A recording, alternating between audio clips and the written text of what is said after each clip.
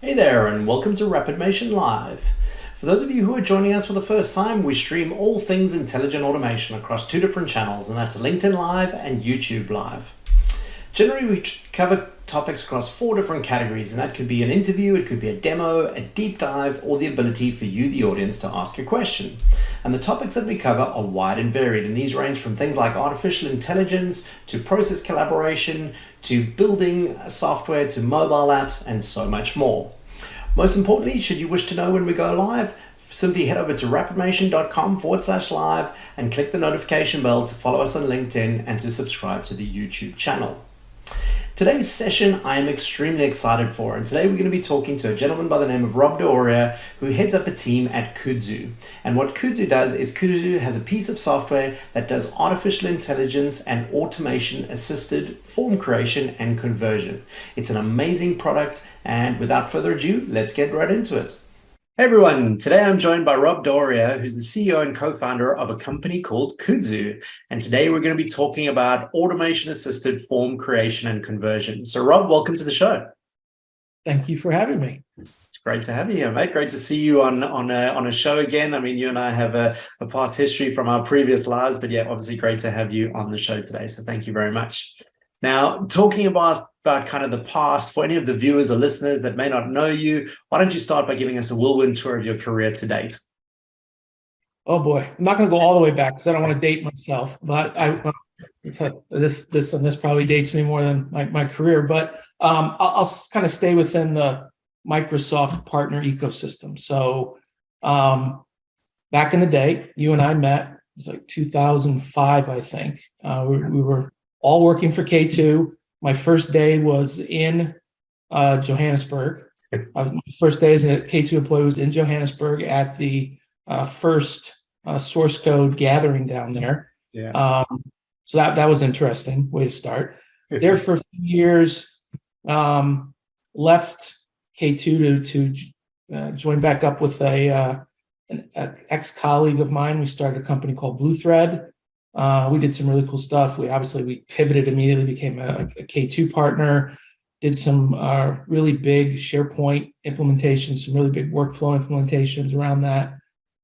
Built a product called StoragePoint that won an award, got purchased by Metalogix. So I went to go work for Metalogix for a while, left Metalogix, did some consulting, did some VC advisory stuff. Hey, we're giving these 20-somethings, $6 million. Please go be the adult for 6 months to make sure that they're spending it on figuring out how to monetize their really cool idea, and they're not spending it on, beer and cars and stuff that's not going to get us our money back. So I did that for a while, and then I got together with a couple more of our ex K2 colleagues, Ron and Douglas and Eric Eichler. We started a company called Kudzu. For folks that don't know what Kudzu is, it's an invasive vine from Asia that somehow found its way in the southeastern part of the U.S., spread everywhere. It's all over Ron's backyard, so that's where the name Kudzu came from. I didn't actually know that, right? So it's always good. Most people don't. Yeah, and it's pronounced Kudzu, right? Because I always say Kudzu sometimes, but it's definitely Kudzu. Well, if you're from Asia, you pronounce it Kudzu. If it's Japanese. If you're down south and Kudzu, they just don't like it. It's hard to get rid of. It's expensive to get rid of. We actually have a pop-up for our booth that is a definition of what Kudzu is. Both what it really is and then what we are. And it talks about like renting goats and flamethrowers and everything to get rid of it. So it's just, it's kind of cute, funny name. Yeah. But we started that company 2019, started out as kind of an idea, played around with some different things, trying to figure out, can we actually read an InfoPath form into something kind of generic and from there write it out to, newer platforms. And because of our experience with K2, we started with K2. So our first kind of conversion was InfoPath to K2, and then we kind of reversed engineered the Power Apps model, created a Power Apps writer. Then K2 gets acquired by Nintex. So now we're doing Nintex Automation Cloud, reading old Nintex forms, and then we just added a whole bunch of jigs, which was, it's all K2 people at the end of the day, right? It's, so you're partnered with jigs, we're partnered with jigs. Adrian and Dennis and Glenn. Aside from the cool tech, it's just fun to hang out with them and talk and reminisce and figure out how we're gonna all make money doing this. But it's just evolved, and then OpenAI and ChatGPT just exploded. Kind of middle towards late last fall, 2022. We started looking at it. Started trying to figure out how to talk to it. What could we ask it to get something back that we could actually do something with, right? That we could take and consistently parse into our uniform model. And then once there, write it out to any of the 10, I think, or 11 destination platforms we support. So be able to start with an idea, very simple prompt, translate that into uniform. And then from there, it's instantly available to be a Power App, K2 Smart Form, Nintex Automation Cloud Form, FormStack, Skybo, Lightning Tools, our own runtime, and a bunch of others. So it just kind of it creates a different way to look at form development. It's kind of, we call it kind of a virtual or an AI assisted citizen developer. But we're also leveraging it as a kind of a reimagination feature. So if you look at, your old InfoPath form that was developed maybe 2007, it's probably just a bunch of text fields, probably, nobody thought about drop downs, select lists. So it's not a very rich experience, and there's probably layers of design debt on top of it. So we have this kind of reimagination feature that lets you strip all that away, and then add to it. So you can then use our AI assistant, we call it Kudzu bot, say, okay, contextualize. I'm going to add a little bit of context to this form. Now make it better based on that additional context. So an employment form, just generic, maybe for a specific company or specific roles within a company, now takes on this whole new life. Adds this, you see all these new fields get added, drop downs get populated or repopulated. And then it gets, kind of restyled into a modern, responsive layout. So if you're dealing with like a jigs, it just basically reflows everything into a one column responsive design. If you're doing something like Nintex, it starts out with 2 columns, but you can sit there and just go, up and down on the spinner and make it grow into 3 or 4 columns, depending on, what you want the layout to be. So it's turned into a very powerful capability, because when you think about most of these low and no code platforms, they have anywhere from a non-existent to a very small kind of sampling of templates, right? Start here, type things. With this generative AI capability, it's infinite, right? You have as far as your imagination wants to take you. We've created the most ridiculous forms. Starfleet Academy application, and it's listing species, home planets, languages, Ferengi, Klingon, the Borg, the Q Collective. The amount of detail that you end up with these otherwise, kind of fanciful or nonsensical forms is crazy. We've done stuff with, like, I don't know if you guys know what CanJam is down there, but it's like it's a cylindrical thing with a slot in it, and you throw frisbees, and there's 2 teams. We did a 0 gravity CanJam tournament team registration on Mars. It's fun, it's interesting, but what it really demonstrates is the kind of the power of these large language models. And if you know how to talk to them, that the information that you can extract from them, if you can do something with that, you can build some fairly game-changing capabilities. Right, absolutely right. So it's such an interesting journey, right? So, and I guess to summarize that, it kind of started off, I guess the problem you guys were initially trying to solve was there was a heap of Infopath forms out there in the world, and Infopath was obviously coming out of support, and Microsoft wasn't doing Infopath anymore. And really, the first evolution of that tool was to kind of take Infopath forms and respawn them into a new form technology. And what that's led into is you've got many what you call readers. So the ability to read in kind of an Infopath form or kind of an in-text form or even a PDF or kind of an image of a form, and then use one or more writers to write that form out into a new type of technology. So on the other side, you can create a native mobile app form using the Jigs platform, a Power App, an in-text form, a K2 smart form, all of these things. I mean, it's a very, very cool kind of solution. And I must be honest, seeing some of your Kudzu bot capabilities, I actually used it the other day with a customer. So I was chatting to a customer. They needed to create a clinical incident form. And I must be honest, I didn't know too much about a clinical incident form. So I pushed up Kudzu onto the screen and I said to KudzuBot, hey, create me a clinical incident form. And I actually used a little bit more. I said, localize it for me for the Australian market. And I was blown away. And the customer was blown away by what it created. And then straight away, what I did is they wanted to actually have this clinical incident form on a mobile device. So for maybe any of the viewers or listeners that don't know, we use a platform called Jigs, and Jigs allows us to create native mobile apps for Android and iOS devices. With the click of a button, I published that into my Jigs app and I had it up on screen, and the customer was just like, wow.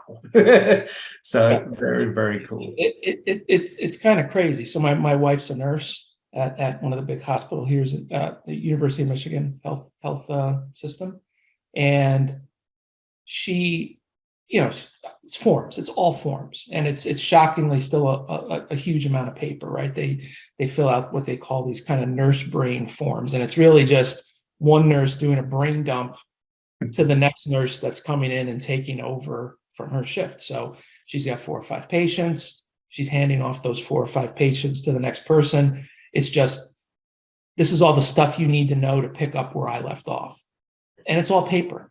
Yeah. So she sat down, here in my chair the other day and was just going through all these different forms. And then she did nurse brain. And I'm like, what is a nurse brain? And it popped up this form, had like 50 fields on it. Half of them were, drop downs or multi, select, check lists.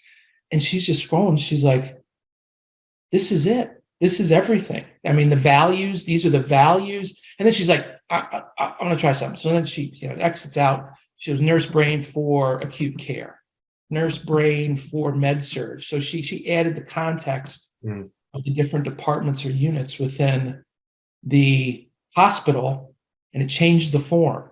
And not only did it add fields and take some fields away, but the drop downs also changed and became more specific. Right, like the one that blew her away was there's a difference between the types of IV fluids and insertion points they use between acute care and med surge, and the form changed. Wow. To match that, right? The stuff that was kind of in the generic form fell away, and it became very specific to the types of fluids and the types of inject or insertion points for those different forms. And then, I did a demo the other day for, I'm a lacrosse coach, or I haven't coached in a while, but former lacrosse coach. Yeah. So, we always filled out these spring sports forms and had to handle them, and they were bad. They didn't have enough information on them. They definitely weren't electronic. It was all paper crazy in this day and age. And I added some context. I added the website for our school district, and it obviously went to the website, extracted all of a list of schools in our school district, and then there was a drop down for preferred emergency room or emergency room preference, and it pulled all the hospitals in the area and put it in the drop down. So it identified the location of, not only extracted the list of schools from that little piece of context, but then it used locational information that it found and populated an emergency room drop down with the hospitals that were, local to the district. Mate, amazing, amazing, right? Yeah. So, I mean, if people ask me about Kudzu, right, so I always say it's automation-assisted form creation and conversion. Is that a good summary? How do you talk to people about it? Like, if you had to give them the one-liner and what it is that a good start? It is a good start. I mean, it's more than that in some ways. I mean, Yeah, it is slowly becoming an ideation platform. So it's not just about conversion, or unless you're talking about converting an idea yeah, into something, then I guess it still is a conversion. But it is a automation slash AI assisted now, as of recently, mm, um, AI assisted conversion platform, and it's really. Forms is a very specific. We tend to talk about it as user experiences because not all user experiences are quote unquote forms. People yeah, think of forms as something very specific, where user experiences are a bit more generic in a way of looking at them. And we're going to keep expanding. We've got a substantial backlog of readers and writers, so we have plans to support. Many more BPA and DPA platforms, many more of the low and no code platforms out there. We're doing some stuff around Salesforce right now that I can't divulge more than saying we're working on something with Salesforce right now. yeah. That is going to just absolutely blow people's minds. And it's again it's a lot of it's done around leveraging our new AI capability. Yeah. Mate, brilliant. I mean, it sounds very exciting, right? So I It think is. we've talked a lot about it, right? So I Yep. always say automation is far better shown than spoken about. So Rob, come on, let's hand it over to you. Kind of give us a little whirlwind tour of it. Show us what we've got here.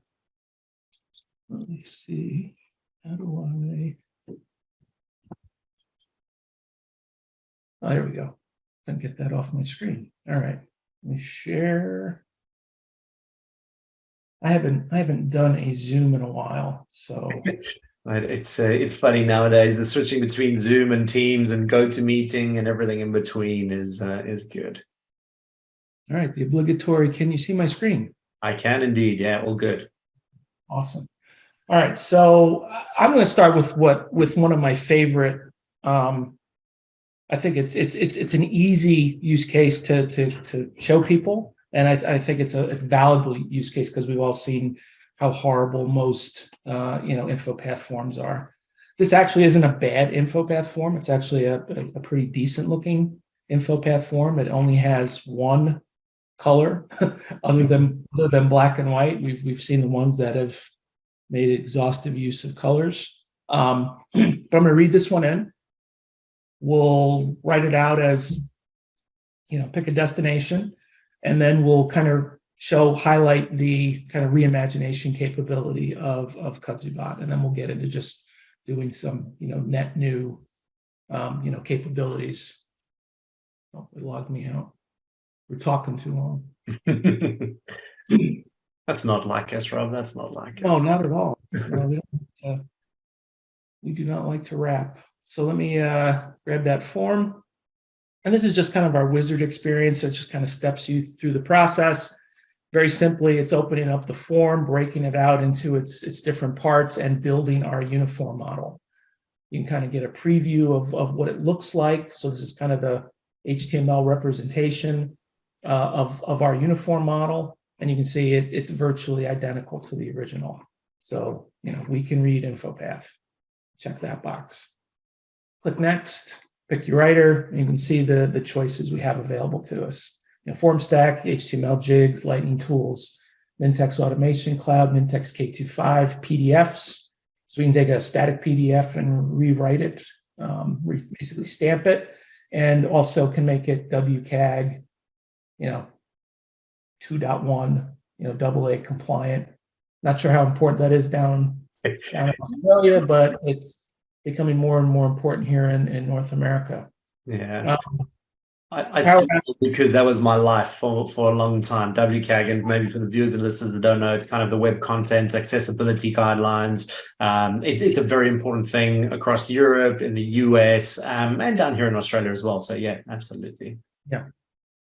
It's basically for folks that aren't familiar with it, it's making sure that when we publish a user experience, regardless of what it is, we add the appropriate level of metadata. So an assistive technology is used by somebody with visual or cognitive impairments, the metadata helps guide that user experience, helps them navigate it, helps provide context, and basically, in many cases, can verbalize what the person filling out the form can't see or understand.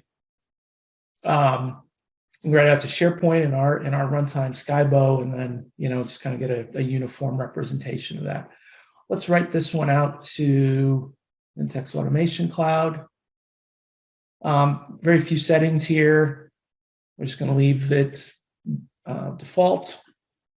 There is no direct publishing API, so we're essentially just authoring the form model, downloading it to the browser, and then I can go over to my Nintex Automation Cloud tenant, go into the designer, import that, and you can see it's sized a little bit off. You can fix that easy enough. There we go. So we have the headers, we have our logo, we have all of the fields, drop downs populated. One of the best things about Nintex Automation Cloud is its native support for repeating sections. And it actually, you can go one deep with that. So you can have a repeaters within a repeater, one level, which is way more than anybody else provides. I mean, we actually have to do some kind of weird stuff with some of the other platforms to support repeaters, but they support it very elegantly out of the box.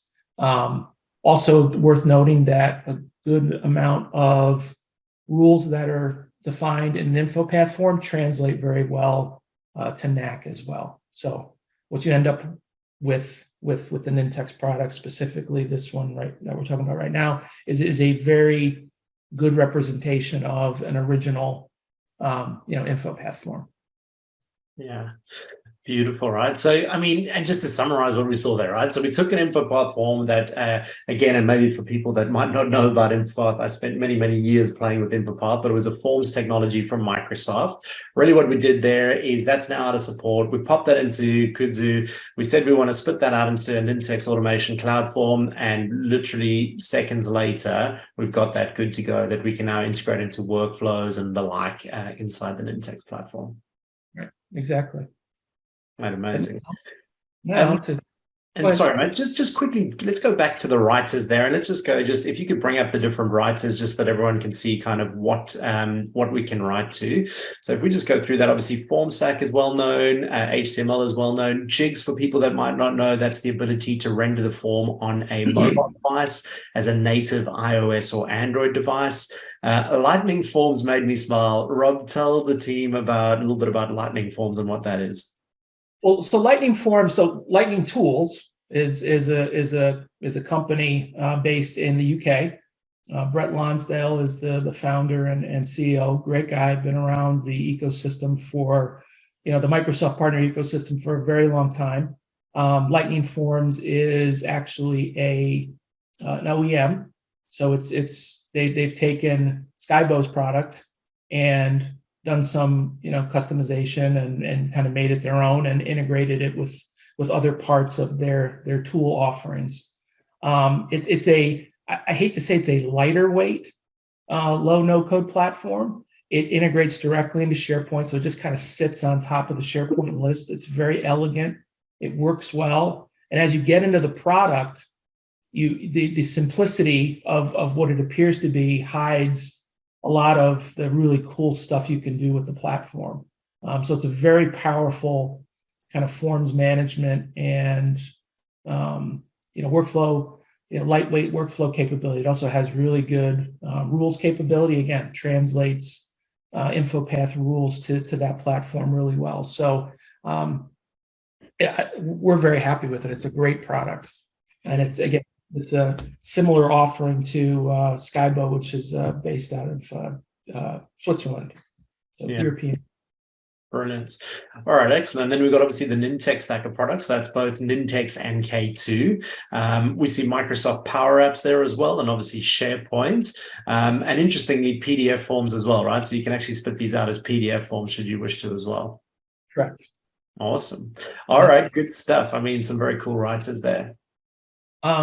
Quickly, just to show as I mentioned, the reimagination capability. So I can come into this view.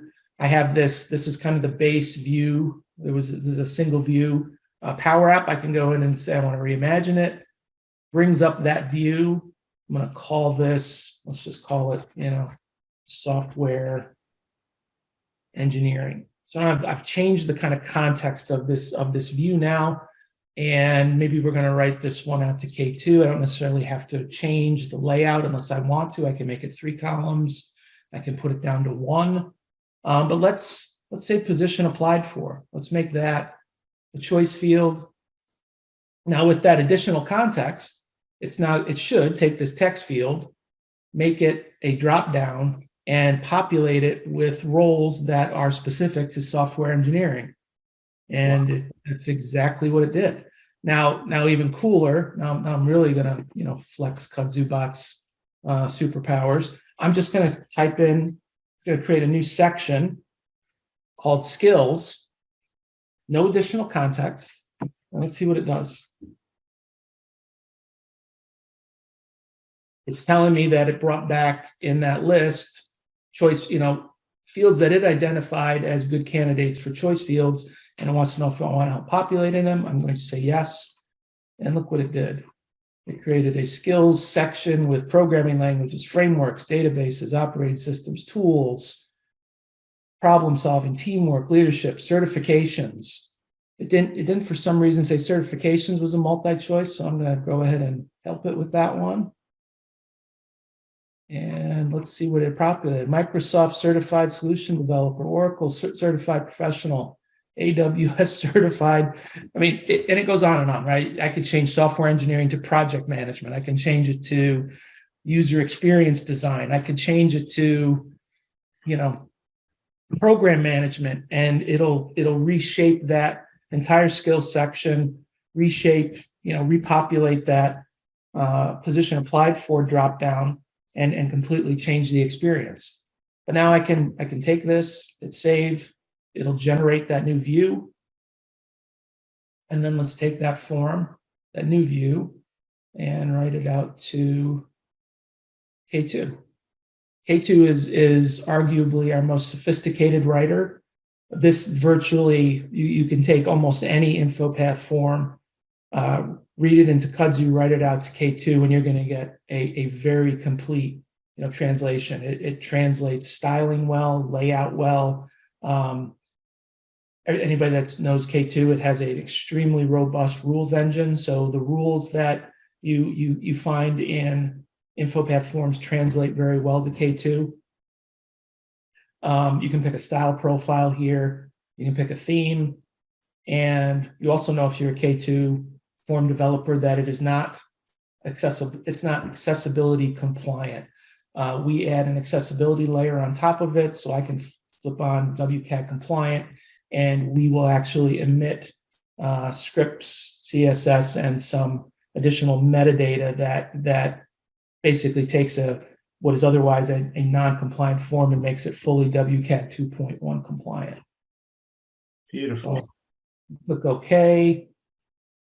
It's going to go ahead and it's generating smart objects now. It's going to generate a bunch of views, a bunch of forms, publish that to my K2 instance. And again, this is another one of those very rich experiences. Unlike NAC, where we don't have a publishing API, we have a full authoring and publishing API with K2. So we can directly publish these forms to the customer's K2 environment. So here's my form. I'm going to click my runtime. And there's the reimagined view.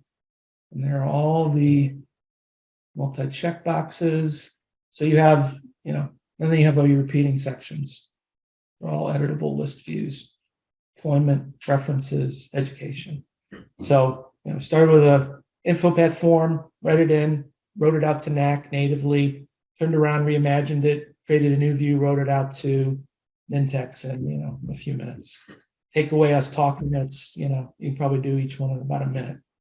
Absolutely amazing, right? And the interesting thing, I mean, just for anyone that might not know what a smart object is the ability to read and write this data from a vast variety of different back-end systems. So it spat all of that out for us as well. So literally we can go through and we can start using this form straight away, right? Correct. Brilliant. Right, so good. So good. All right, what else have you got to show us here? All right, now that we've reimagined an info path form, let's just go into KudzuBot and start new. I'm going to pick clinical incident report form. I can add, sections to this. I can specify whether or not I want those sections to be repeaters. You can do that now, or you can do it after after the model's been generated. So we'll just go with a simple prompt here. Click go. We're now having a conversation with OpenAI, asking it different questions, asking it qualifying questions. If we ask, if our initial prompt doesn't generate the type of result we think, we ask for some additional samples, ask for qualification until we have a model, until we have something that represents a model that we can work with. It's asking me, it detected an other option in a couple of the drop downs it populated. It's asking me if I wanted to create those fields for me. I, of course, will take it up on that offer. And you can see we ended up with a pretty good form: date, time, location, description, patient name, patient ID, age. Created the patient gender other column, medical treatment provided. Obviously, some of these we can make multi-choice. That's probably a really good candidate. Medication administered. I'll do those two.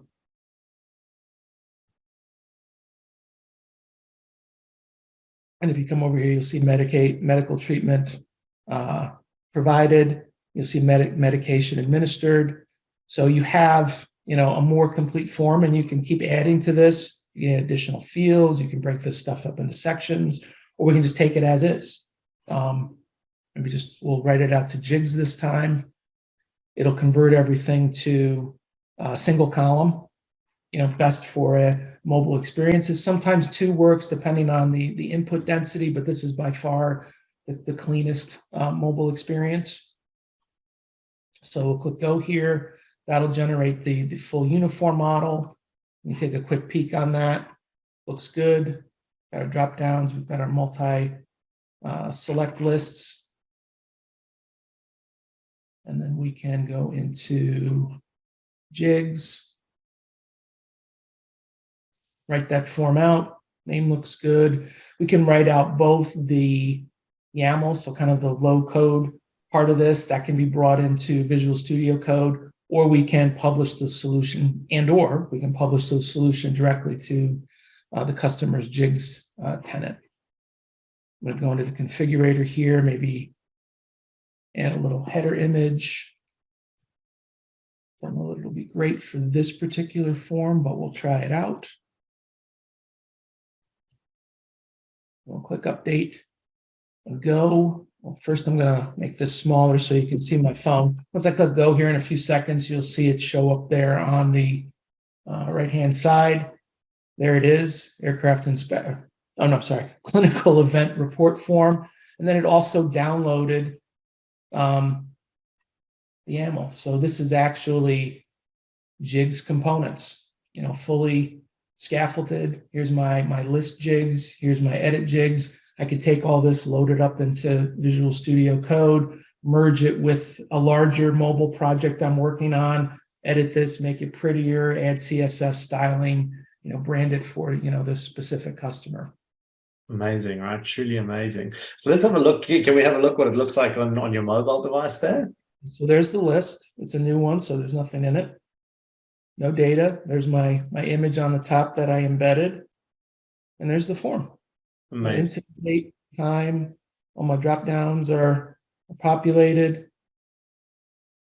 We got these, which one was it? Medical treatment. You can see these are all multi-select. It's a really it's a really nice mobile experience that they've created with this product. And again, partners like we don't do customization, right? We're just writing out, we're doing the conversion, but folks like rapidMATION are going in there and building these, beautiful mobile experiences, basically taking what we're generating, making it pretty, merging it in with, other components that they've built or we've emitted, authored, and then merging it into a, full, mobile experience, for a lot of different applications. I mean, they've built some beautiful things.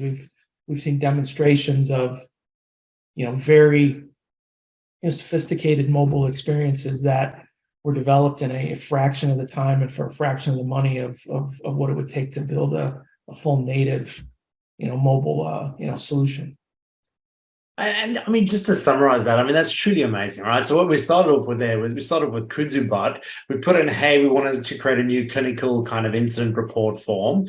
Basically, it went away. It used some AI to go out and figure out the fields that needed to be on that form. It figured out maybe which ones needed to be multiple select or drop down list boxes. It populated those. We then said, hey, go make these ones drop down list box and go fetch me some data. It did that. And then with the click of a button, we published that into a platform called Jigs, which allows us to render native iOS and Android kind of mobile apps. And in a matter of seconds, we've got that on a device ready to go. I mean, that's mind-blowing, right?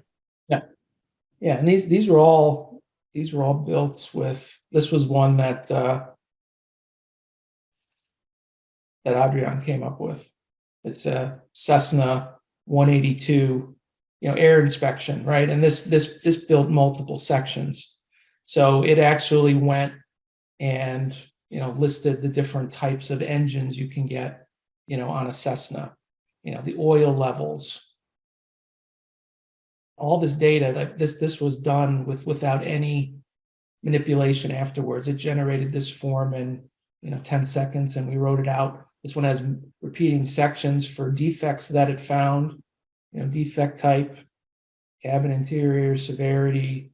I don't know if it save defects, it adds it to the list. Come in, repairs, what repairs were made, repair type, structural repair, location, cost. It generated this form in, 10 seconds. Right. And we wrote about jigs, in 10 seconds more. So with a lot of information, as complete or more complete than some forms that are out there. So it's there's a lot you can do with this. And like I said, the kind of the superpower of all this is you can build out really an entire form library with just prompts, and that's actually what's coming next for us. Is we're going to take and build a feature on top of this that will essentially allow you to describe a library of forms, and it'll go generate all of them from one prompt. That's coming soon. I mean, it's crazy, right? It is crazy. So all good. And Rob, I mean, this is amazing stuff. Now, let's just go back to kind of the readers. Can you go and just show the audience, the readers, and kind of what you can actually put? So we obviously looked at kind of how we've naturally described a form, but let's see what we can actually put in here. So we can use even a balsamic mockup. I mean, I know one of the first demos that I saw you do was, I think you said to me, you walked through someone's office, you picked up a paper-based form, you snapped a photo of it, and then you used the image converter to convert that into a digital form. Is that a good story? Yeah, we can do that. It's not the best thing, in my opinion. I mean, we can take the image, like if they've got a piece of paper, scan it and read it in, but images from pictures, the density on those, the DPI on them is so high, the resolution is so high that it's actually too high for an OCR engine and some cognitive, or computer vision layers to actually work with. So you have to go through kind of a down sampling exercise, and by the time you do that, you lose some of the structure of the form. But yeah. that's a use case. But scanned images work real well. InfoPath, obviously, we can take any type of PDF. It can be a static, kind of PDF, just text and boxes and lines. It can be a acroform-based PDF. It can be an XFA PDF. That's the old, JET form standard for anybody that's been doing this as long as we have. We can read in old, not the, I hate the word legacy, but the older kind of SharePoint or Nintex for SharePoint forms. You can read those in. So customer that wants to upgrade from Nintex on-prem to NAC or K2, we can help with that. Excel's a fun one. That one's always interesting. So we can basically build a schema off of an Excel spreadsheet, use, kind of the uniqueness of values that you find in a column, generate and populate dropdowns. But then once we get into that experience, we can then leverage Kudzu bot to make it even better. So we can add fields, add sections, repopulate dropdowns if they don't really make sense for, the times. So there's a lot we can do. And then we're doing stuff, like I said, we're going to be adding a lot more readers over the course of this year and beyond. Yeah. I know you alluded to kind of Salesforce there and thereabouts. Is there anything else you can share with us, or should we wait and see what happens? Well, we're going to be we're working on Figma. The Salesforce one, the Salesforce one is going to be interesting from a person. Think about it as personalization, right? You kind of start out. Everybody starts out with Salesforce, and it's just kind of a blank canvas, right? You just have a kind of the out of the box, configured objects. We want to be able to kind of leverage this personalization capability or this contextualization that we have to personalize your Salesforce for your business, for your type of business. Think of a scenario where you point a leads object or an opportunities object at any of your web facing properties. It scrapes out your product lists and populates those automatically in your drop downs, adds fields based on the type of business you are, right? Who am I talking to, right? Who am I talking to, right? So if I'm a software company, I'm probably talking to a CIO, a CTO. There's a list of people that I'm likely going to be talking to. Having that list populated or contextualized based on the type of business I have, what products I sell, making some decisions about who it's likely I sell to, and personalizing that experience based on that. Yeah, that opens up the door to ServiceNow, virtually any of the big SaaS players that have these experiences that you either spend a bunch of time personalizing or pay a consultant. Like we have Salesforce. We paid a consultant, I think, like $10,000 to get it set up and personalized for us. I want to be able to, point Kudzu bot at that and have it do it for a fraction of that price. Yeah, gotcha. Mate, amazing. Sounds exciting. So I noticed just in your tabs at the top there's a Power Apps one open. We didn't actually talk about Power Apps. Let's click over there. What did you deploy into Power Apps there? I didn't. It was there to deploy something to it. Okay, so gotcha. You can do that real quick if you want. Yeah, absolutely. Let's have a look at Power Apps as well. Just take that same form. We like doing these exercises with customers so they can see, it's virtually the same, experience on each one of these. So we support both the list experience. So we can go SharePoint lists, or we can do Dataverse. Dataverse is obviously better for a lot of reasons. It's obviously more expensive, but there's more capabilities there. We can actually build the Dataverse entities. We can bind the connections because they're not limited to first parties like the SharePoint and then some of the other connectors are. But we can do SharePoint list. It works. Let's pick one of our lab site. You can create the fields. You can create the lists, or we can create the list for you. You can use lists that are already there. We'll just use the ones that are there. It's checking to see if it needs to update them or create new ones. It didn't. So this is actually looking to create, because this was an info path form with 3 repeating sections. So it's actually going to use 4 different lists, a primary list for the non-repeating part of the form, and then a repeating section for each of the education, employment, history, and references. I'm going to go ahead and save that MS app to local. It's telling me here what SharePoint lists I have to wire up. So when I load this, if I loaded this with Dataverse, everything would be beautiful, no red X's. It would just work. Oh, I've already got one open. Let me open another one. So I can go grab that MS app. It'll load it up. It's going to be a bit red, but all we have to do is add our SharePoint connection and pick the list. So you see lots of red X's. I just go over to my data, grab my SharePoint connection, go to that form dev site, pick my 4 lists, and all the red should go away. Beautiful. There. So again, we have a form that looks pretty darn close to the original.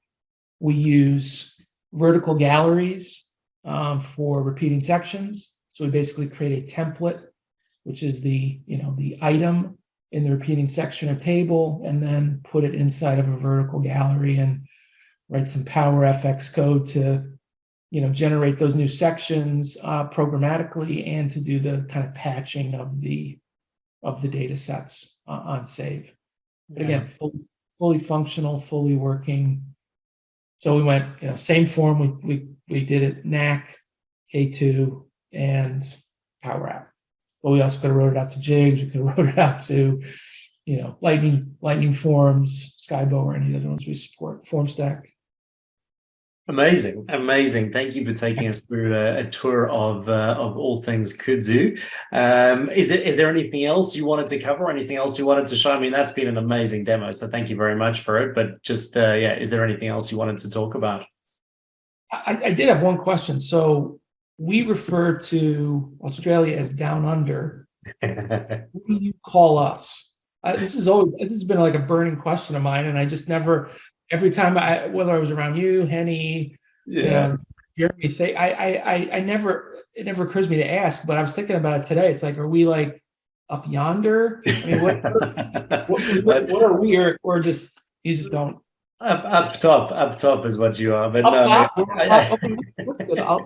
I'm gonna take a note of that. Down under. What do they call us? How do they refer to us? The up toppers. There you go. We can use that. We'll trademark that. The up toppers. Up toppers. I like it. Yeah, brilliant. All right. Just before we go, if people wanted to get in contact with you or find out a bit more about Kudzu, where can they go? What's the best place to kind of come find you guys? KudzuSoftware.com. We're also on LinkedIn. We're on Twitter. We're posting a little bit more. We're doing a better job socially than we have been. But you'll find a lot of information. We have a specific page for InfoPath replacement. We have another one that talks about KudzuBot. There's pages for all the different, Nintex products. So it's a good amount of information out there. Bunch of videos on our YouTube channel. Lately, we've been posting a lot about, KudzuBot. And obviously, you folks are down there in rapidMATION are one of our partners. So feel free to reach out to Sean and his team as well. Yeah, awesome. Thank you for that. Yeah, so for anyone who's based down in Australia, New Zealand, if you're keen to explore this a bit more, we're certainly going to be doing some evangelizing around it. Very, very useful in many scenarios, as we've seen today. Simply drop us a note, hello@rapidMATION.com, and we'll get in contact. All right. Well, Rob, listen, I appreciate your time, and it's been an awesome demo just to get taken through all things Kudzu. So yeah, we're looking forward to following the journey and looking forward to working with you more closely over the coming weeks, months, and years. Thank you, Sean. I really appreciate you having me. It was good catching up with you as well. Awesome. Thanks, Rob. We'll speak soon. All right. Thank you, Sean. What an awesome session, and awesome to be able to see Kudzu in action. For anyone who's looking to get started on the Kudzu platform or would like to know more, simply drop us a note on hello@rapidMATION.com. And finally, don't forget to hit that notification bell and head over to go.rapidmation.com/live.